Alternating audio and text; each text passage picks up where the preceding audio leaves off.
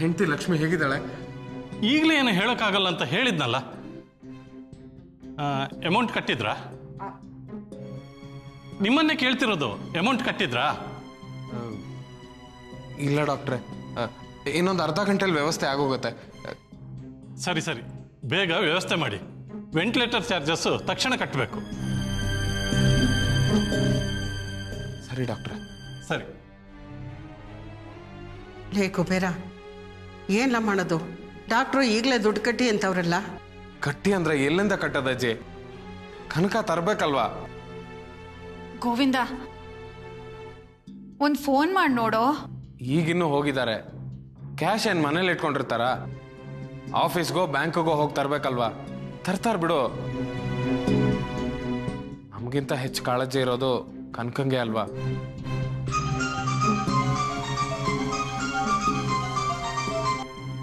Hello, ನಾನು ಅವಿನಾಶ್. ಹೇಳಿ. ಹೇಗಿದೆ ಲಕ್ಷ್ಮಿ ಅವ್ರ ಕಂಡೀಷನ್? ಹಾಗೇ ಇದೆ, ಯಾವ ಇಂಪ್ರೂವ್ಮೆಂಟು ಇಲ್ಲ. ಡಾಕ್ಟ್ರು ದುಡ್ಡು ಕಟ್ಟಕ್ಕೆ ಹೇಳಿದ್ರು. ನೀವು ಧೈರ್ಯವಾಗಿರಿ. ಕನಕ ಇನ್ನೇನು ಹೊರಟಿರ್ತಾಳೆ, 10 ನಿಮಿಷದಲ್ಲಿ ರೀಚ್ ಆಗ್ತಾಳೆ. ಅವಳು ಬಂದು ದುಡ್ಡು ಕಟ್ತಾಳೆ. ಓಕೆ ಆಗಲಿ. ನಿಮ್ಮ ಉಪಕಾರನ ನಾನು ಈ ಜನ್ಮದಲ್ಲಿ ಮರೆಯಲ್ಲ. ಅಯ್ಯೋ, ಅಂಥ ದೊಡ್ಡ ಮಾತು ಯಾಕೆ ಆಡ್ತೀರಿ? ನನ್ನ ಕರ್ತವ್ಯ ನಾನು ಮಾಡ್ತಾ ಇದ್ದೀನಿ ಅಷ್ಟೇ. ಮೊದಲು ಲಕ್ಷ್ಮಿ ಅವರು ಸುಧಾರಿಸ್ಕೊಳ್ಳಿ. ಸರಿ.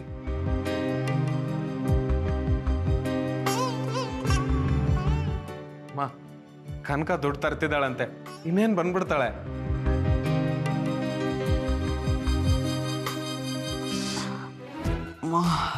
ನಿಧಾನ.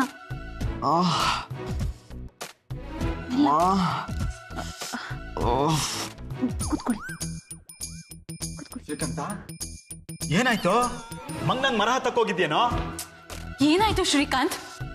ಯಾವ್ದೋ ಬೇಲಿ ಹಾರಕ್ ಹೋಗಿ ಕಾಲ್ ಮುರ್ಕೊಂಡಿರೋ ಹಾಗಿದೆ. ಯಾವ ಬೇಲಿ ಹಾರ್ತಾನೆ ಶ್ರೀಕಾಂತ್ ಅಣ್ಣ?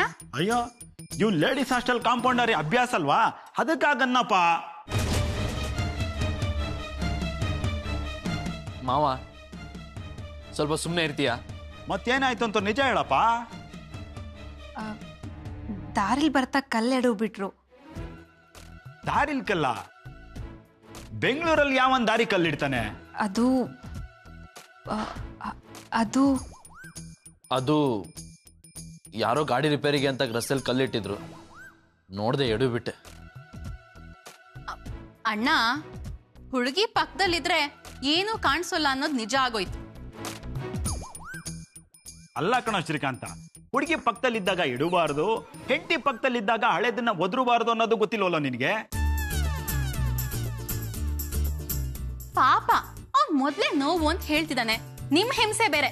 ಸ್ವಲ್ಪ ಸುಮ್ನೆ ಇರ್ತೀರಾ? ಶ್ರೀಕಾಂತ್, ಡಾಕ್ಟರ್ ಹತ್ರ ಹೋಗಿದ್ಯಾ? ಹಾ, ಫಸ್ಟ್ ಏಡ್ ಕೊಡ್ಸಿದೀನಿ. ಏನು ಪ್ರಾಬ್ಲಮ್ ಇಲ್ಲ, ರೆಸ್ಟ್ ತಗೊಂಡ್ರೆ ಸರಿ ಹೋಗುತ್ತೆ ಅಂತ ಡಾಕ್ಟರ್ ಹೇಳಿದ್ದಾರೆ. ಸರಿ, ನಾನೇನು ಬರ್ತೀನಿ. ಶ್ರೀಕಾಂತ್, ಬಾಯ್, ಟೇಕ್ ಕೇರ್.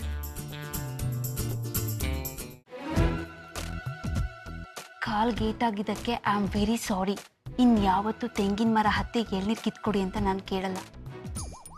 ಆದರೆ ಒಂದೇ ಒಂದ್ಸರಿ ನನಗೋಸ್ಕರ ಮೊಬೈಲ್ ಟವರ್ ಹತ್ತೀರಾ? ಓಕೆ ಓಕೆ, ಈ ಶಾಕ್ನ ತಡ್ಕೊಂಡ್ರೆ ಸಾಕಾಗಿದೆ. ಬರಲಾ? ಬಾಯ್, ಟೇಕ್ ಕೇರ್, ಬಾಯ್. ನೋಡ್ತಾ ನಿಂತಿದ್ಯಾ? ಹೋಗಿ ಅಮ್ಮನ್ ಫೋನ್ ಮಾಡು, ನಿನ್ನ ಮಗ ಕಾಲ್ ಮುರ್ಕೊಂಡು ಬಂದಿದ್ದಾನೆ, ಬೇಗ ಬಾ ಅಂತ. ಮಾವ, ಅದೆಲ್ಲ ಬೇಡ, ಸುಮ್ಮನೆ ಗಾಬರಿ ಆಗ್ತಾರೆ. ಅಮ್ಮಯ್ಯ ದಮ್ಮಯ್ಯ ಧರ್ಮನೇ ತಾಯಿ ತಂದೆ, ಕಾಸೊಂದು ನೀಡು ಶಿವನೇ, ಕಾಸೊಂದು ನೀಡು ಶಿವನೇ.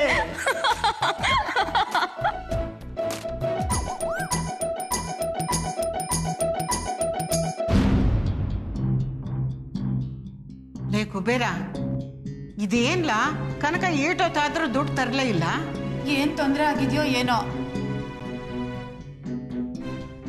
ಅಲ್ಲ ಕಡ್ಲ, ಆ ಡಾಕ್ಟರ್ ನೋಡಿದ್ರೆ 2 ಕಿಂತ ಬಂದು ಕೇಳೋದ್ರು ದುಡ್ಡು ತಂದ್ರ ಅಂತ. ಗೋವಿಂದ, ನೀನೇ ಇನ್ನೊಂದ್ಸಲ ಫೋನ್ ಟ್ರೈ ಮಾಡು. ಬಾಬಾ ಈಗಷ್ಟೇ ಫೋನ್ ಮಾಡಿದ್ರಲ್ಲಮ್ಮ, ಬರ್ತಾ ಇದ್ದಾಳಂತೆ. ಎಲ್ಲೋ ಟ್ರಾಫಿಕ್ ಜಾಮಲ್ಲಿ ಸಿಕ್ಕಾಕೊಂಡಿರ್ಬೇಕು, ಬರ್ತಾಳ್ ಬಿಡು. ಕನಕ, ಏಟೊತ್ತು ನಿಂದಾರಿನೇ ಕಾಯ್ತಾ ಇದ್ವಿ. ಯಾಕೆ ಇಷ್ಟೊತ್ತು ಮಾಡ್ದೆ ಕನ್ಕಿ? Traffic jam ಆಗುತ್ತಮ್ಮ. ನಾ ಹೇಳಿರ್ಲಿಲ್ವಮ್ಮ ಟ್ರಾಫಿಕ್ ಜಾಮಲ್ಲಿ ಸಿಕ್ಕಾಕೊಂಡಿರ್ತಾಳೆ ಅಂತ.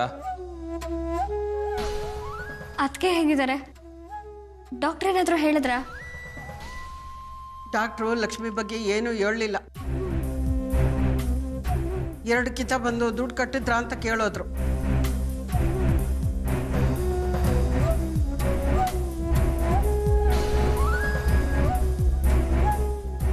ಇನ್ನು ಯಾಕೆ ಸುಮ್ಕೆ ನಿಂತಿದ್ಯಾ? ಹೋಗಿ ಬಿರ್ನೆ ದುಡ್ಡು ಕಟ್ಬಾ. ಇಲ್ಲ ಅಜ್ಜಿ, ನಾನು ದುಡ್ಡು ತಂದಿಲ್ಲ.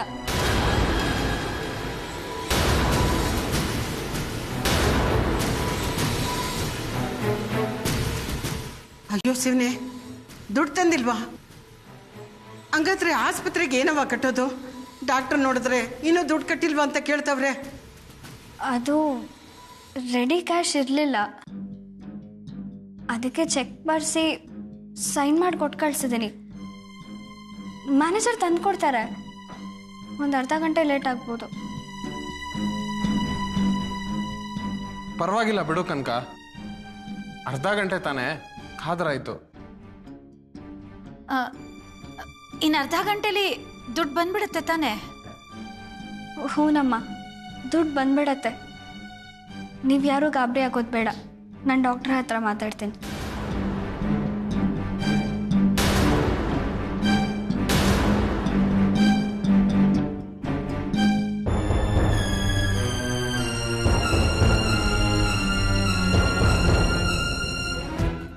ಏನೋ ನೀನು ಒಳ್ಳೆ ಚಿಕ್ಕ ಮಕ್ಕಳ ತರ ಕಲ್ಲೆಡವು ಬಿದ್ದಿದ್ಯಲ್ಲ. ಅಯ್ಯೋ ಚಿತ್ರ ಮತ್ತೆ ಇವಾಗ ಕೂಕೊಳ್ಳೋದು ನೋಡು. ಆ ಪ್ರಿಯಾ ಕರ್ಕೊಂಬಂದಾಗ ಕಬಾಗ್ ಗಿಮಾಗ್ ತಂದಿಲ್ಲ. ಆ ಪ್ರಿಯಾ ಎಂಥ ಘಾಟಿ ಹುಡುಗಿ. ಬಾ ಅಂತ ಕರೆದ್ಲು, ಕಾಲ್ ಮುರಿದ್ಲು, ಬಾಯಿ ಹೇಳಿ ಹೋದ್ಲು. ಇಷ್ಟೇ ಕಣೋ ಹುಡುಗಿರಂದ್ರೆ ಹೀಗೆ ತಿಳ್ಕೋ. ಮತ್ತಿನ್ನೇನ್ ಮಾಡ್ಬೇಕಾಗಿತ್ತ ಅವಳು? ಇಲ್ಲೇ ಇದ್ದು ಇವನನ್ನ ನೋಡ್ಕೋಬೋದಿತ್ತಲ್ಲ. ನಮ್ಮವ್ರೆ ನಮ್ಗಾಗಲ್ಲ, ಇನ್ ಬೇರೆಯವ್ರು ಆಗ್ತಾರಾ? ಚಿತ್ರ, ಏನ್ ನಿನ್ ಮಾತಿನ ಅರ್ಥ? ಅಂದ್ರೆ ನಮ್ಮ ಮನೆಯವರು ನಮ್ಮ ಸಂಬಂಧಿಕರೇ ನಮ್ಗಾಗೋದಿಲ್ಲ. ಇನ್ ಪ್ರಿಯಾ ಕುತ್ಕೆಗೆ 3 ಗಂಟೆ ಇನ್ನೂ ಬಿದ್ದಿಲ್ಲ. ಇನ್ ನಿನ್ ಚಾಕ್ರಿ ಮಾಡೋದಕ್ಕೆ ಅವಳಿಗೇನ್ ಗ್ರಹಚಾರನ? ನಮ್ಮನೆಯವರು ಅಂದ್ರೆ ಯಾರು? ನೀನು ಅಣ್ಣನ ಕಾಲ ಹತ್ರ ಕೂತ್ಕೊಂಡು ಸೇವೆ ಮಾಡ್ತಾ ಇದೀಯಾ. ನನಗೇನೋ ಅಣ್ಣ, ನಾನ್ ಇವನ್ ಸೇವೆ ಮಾಡ್ತೀನಿ. ಇವನ್ ಯಾವಾಗ್ಲೂ ಅತ್ಗೆ ಅತ್ಗೆ ಅಂತಿರ್ತಾನಲ್ಲ, ಅವಳೇನಾದ್ರೂ ಒಂದ್ಸರಿ ಬಂದು ಇವನನ್ನ ತಿರುಗ್ ನೋಡದ್ಲಾ?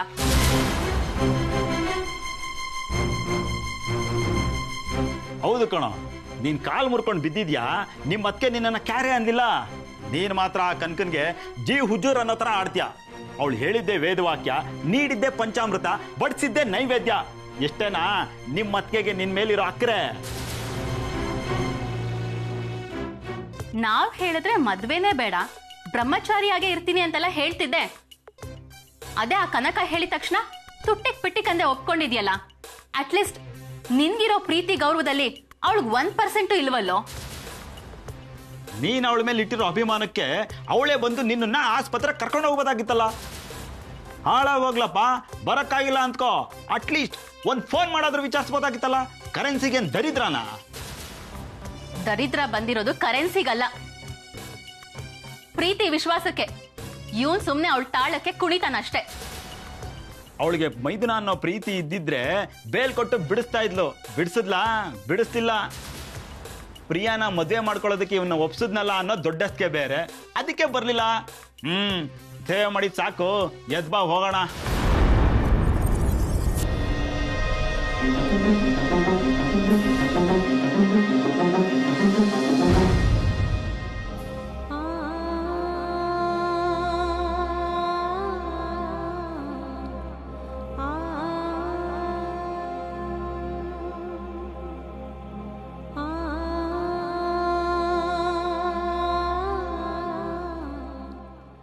ಅಮ್ಮ, ಏನು ಯೋಚನೆ ಮಾಡ್ತಿದ್ಯಾ?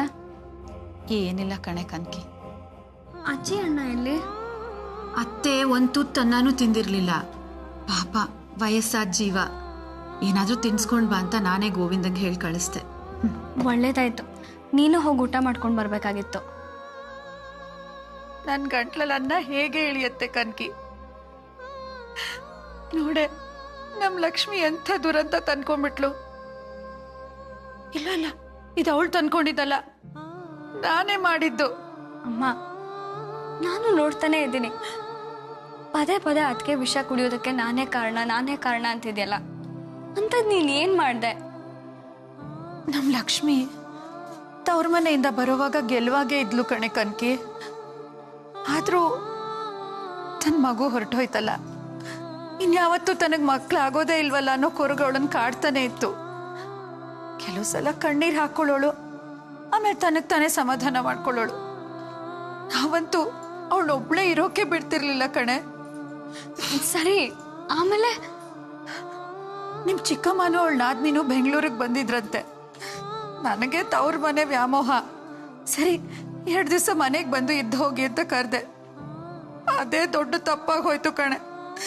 ನಿಮ್ ಚಿಕ್ಕಮ್ಮ ಬಂದೋಳು ನಮ್ ಲಕ್ಷ್ಮಿ ಜೀವಕ್ಕೆ ಕುತ್ತು ತರ್ತಾಳೆ ಅಂತ ನಾನು ಅನ್ಕೊಂಡಿರ್ಲಿಲ್ಲ ಕನ್ಕಿ. ಅಯ್ಯೋ, ಅಂಥದ್ದು ಏನಾಯ್ತಮ್ಮ? ಏನ್ ಮಾಡಿದ್ರು ಅವರು? ನಮ್ ಲಕ್ಷ್ಮಿಗ್ ಮಗು ಸತ್ತೋಯ್ತು.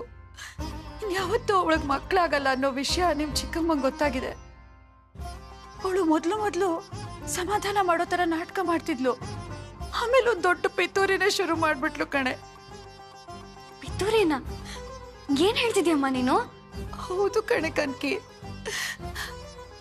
ಇನ್ಯಾವತ್ತೂ ಲಕ್ಷ್ಮಿಗ್ ಮಕ್ಕಳಾಗಲ್ಲ, ಅವಳು ಬಂಜೆ, ಅನ್ಯಾಯವಾಗಿ ನಿಮ್ ವಂಶನೇ ನಿಂತು ಹೋಗುತ್ತೆ. ಗೋವಿಂದಗಂದ್ರು ಮಹಾ ಏನ್ ವಯಸ್ಸಾಗಿದೆ, ಅವ್ನಿಗೆ ಇನ್ನೊಂದು ಮದ್ವೆ ಮಾಡಿ ಅಂತ ವರತ ಶುರು ಮಾಡಿದ್ಲು.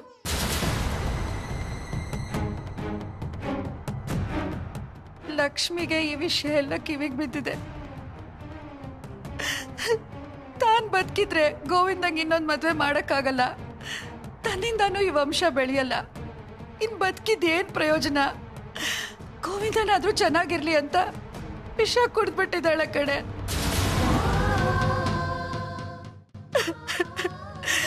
ನಾನ್ ನಿಮ್ ಚಿಕ್ಕಮ್ಮನ ಮನೆಗ್ ಕರೆದಿದ್ದೆ ತಪ್ಪಾಯ್ತು. ನನ್ನಿಂದಾನೆ ಲಕ್ಷ್ಮಿ ವಿಷ ಕುಡ್ದಿದ್ದು ಕನ್ಕಿ. ಅಮ್ಮ, ಇದ್ರಲ್ಲಿ ಇಂಥ ಪೇನೂ ಇಲ್ಲ. ಅದಕ್ಕೆ ಮನಸ್ಸು ದುರ್ಬಲವಾಗಿತ್ತಲ್ಲ, ಅದಕ್ಕೆ ಯಾವುದೋ ಕ್ಷಣದಲ್ಲಿ ಸಾಯೋ ಯೋಚನೆ ಮಾಡ್ಬಿಟ್ಟಿದ್ದಾರೆ. ಎಲ್ಲ ಸರಿ ಹೋಗೋತಮ್ಮ, ನೀನ್ ಸಮಾಧಾನ ಮಾಡ್ಕೊ.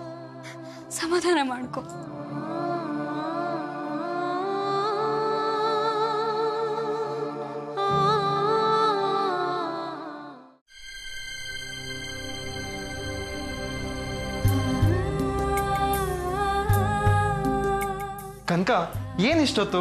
ಈಗ ನಿನ್ನೆ ಕರ್ಕೊಂಬರೋಣ ಅಂತ ಹೊರಟಿದ್ದೆ. ನೀವು ಆಸ್ಪತ್ರೆ ಹತ್ರ ಬರ್ತೀರಾ ಅಂತ ನಾನು ಕಾಯ್ತಿದ್ದೆ. ಸಾರಿ ಕನಕ, ನಾನು ಬೇರೆ ಆಸ್ಪತ್ರೆ ಹತ್ರ ಹೋಗ್ಬೇಕಾಯ್ತು. ಬೇರೆ ಆಸ್ಪತ್ರೆನಾ? ಯಾಕೆ? ಯಾರಿಗೇನಾಯ್ತು? ಏನಿಲ್ಲ, ಶ್ರೀಕಾಂತನ ಕಾಲಿಗೆ ಸ್ವಲ್ಪ ಏಟಾಗಿದೆ. ಅವ್ನು ಕರ್ಕೊಂಡು ಎಕ್ಸ್ರೇ ತೆಗ್ಸೋಣ ಅಂತ ಹೋಗಿದ್ದೆ. ಏನು? ಶ್ರೀಕಾಂತ್ ಅವ್ರ ಕಾಲಿಗೆ ಏಟಾಗಿದೆಯಾ? ಈ ವಿಷಯ ನೀವು ನನಗೆ ಹೇಳಲೇ ಇಲ್ಲ. ನಿನ್ನ ಸಂಕಟನೇ ನಿನಗಾಗಿದೆ. ಈ ಟೆನ್ಷನಲ್ಲಿ ನಿನ್ಗೆ ಯಾಕೆ ಅದನ್ನೆಲ್ಲ ಹೇಳೋದು ಅಂತ ಸುಮ್ಮನಾದೆ ಅಷ್ಟೇ. ಆದರೂ ನೀವು ನನಗೆ ಹೇಳಬೇಕಾಗಿತ್ತು. ಛೇ, ಎಂಥ ಕೆಲಸ ಮಾಡಿಬಿಟ್ರಿ. ವಿಷಯ ಗೊತ್ತಾಗಿದ್ದಿದ್ರೆ ಮಧ್ಯ ನಾನು ಒಂದ್ಸರಿ ಬಂದು ನೋಡ್ಕೊಂಡು ಹೋಗ್ತಿದ್ದೆ. ಅವ್ರಿಗೆ ತುಂಬ ಏಟಾಗಿದೆಯಾ? ಏನಿಲ್ಲ, ಏರ್ಲೈನ್ ಫ್ರ್ಯಾಕ್ಚರ್ ಆಗಿರ್ಬೋದು. ಕಾಲಿಗೆ ಬ್ಯಾಂಡೇಜ್ ಕಟ್ಕೊಂಡು ರೆಸ್ಟ್ ತೊಗೊಂಡ್ರೆ ಸರಿ ಹೋಗುತ್ತೆ ಅಂತ ಹೇಳಿದ್ದಾರೆ. ಅದಕ್ಕೆ ನಿಮ್ಮ ಅಣ್ಣಂಗೆ ಫೋನ್ ಮಾಡಿ ಹೊತ್ತಾರೆ ಕನಕನ್ನ ಕಳಿಸ್ಬಿಡಿ ಅಂತ ಹೇಳಿದ್ದೆ. ಈಗ ಎಲ್ಲಿದ್ದಾರೆ ಶ್ರೀಕಾಂತ್? ಇಲ್ಲೇ ರೂಮಲ್ಲಿ ಮಲಗಿದ್ದಾನೆ. ಕನಕ, ನೀನು ಫ್ರೆಶ್ ಆಗಿ ಊಟ ಮಾಡು, ಆಮೇಲೆ ಹೋಗಿ ನೋಡಿದ್ರಾಯ್ತು. ಇಲ್ಲ ರೀ, ನನ್ನ ಮನ್ಸು ಯಾಕೋ ತಡೀತಿಲ್ಲ. ನಾನು ಹೋಗಿ ನೋಡ್ಕೊಂಡು ಬರ್ತೀನಿ.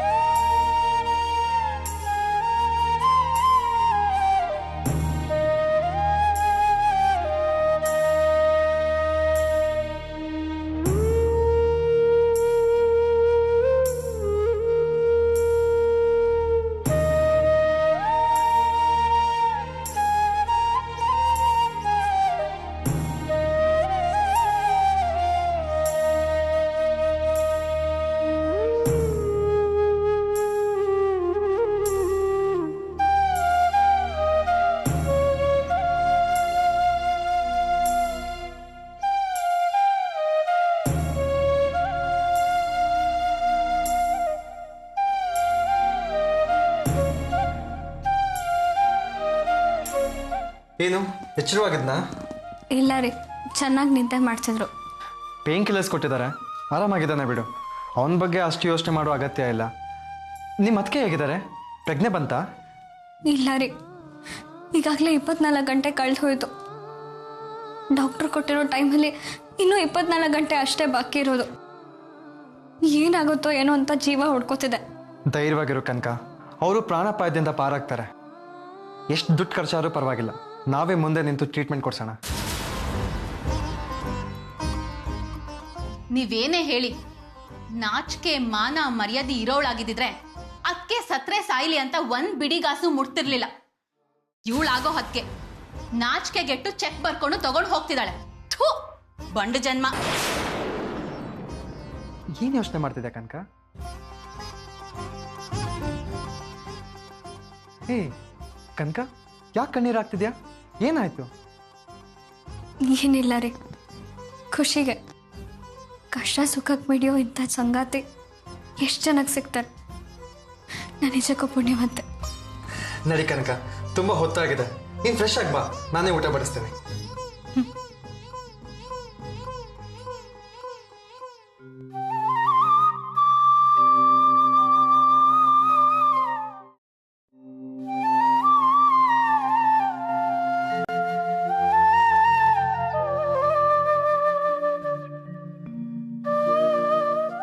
ಶ್ರೀಕಾಂತ್, ಶ್ರೀಕಾಂತ್, ಶ್ರೀಕಾಂತ್, ಶ್ರೀಕಾಂತ್.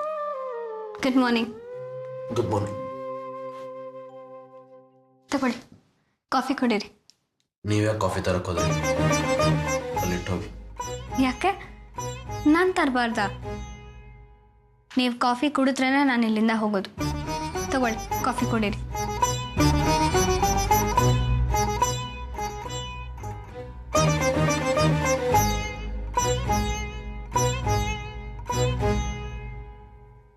ಕಾಲು ತುಂಬ ನೋವ್ತಿದೆಯಾ? ನನ್ನ ಕಾಲ್ ತಾನೆ, ನೋಯಿದ್ರೆ ನೋಯ್ಲಿ ಬಿಡಿ.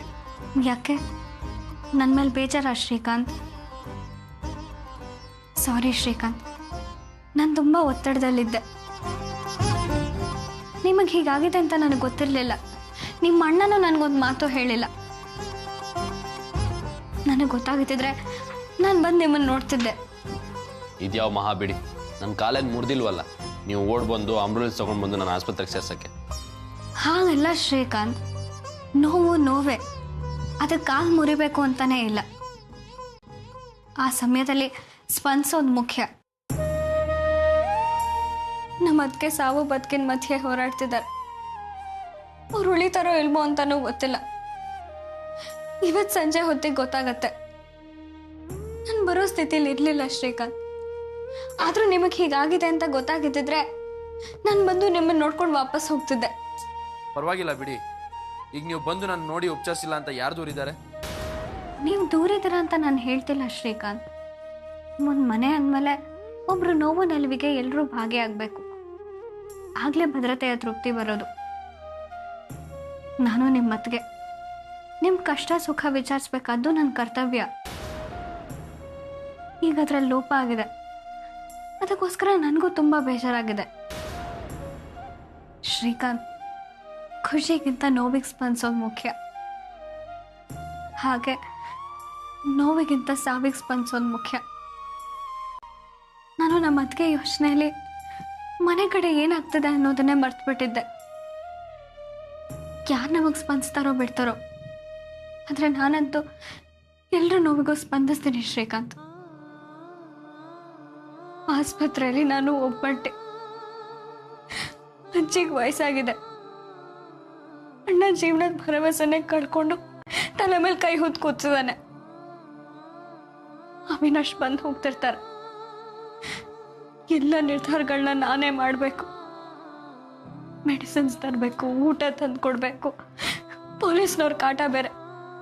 ಅದ್ರ ಜೊತೆಗೆ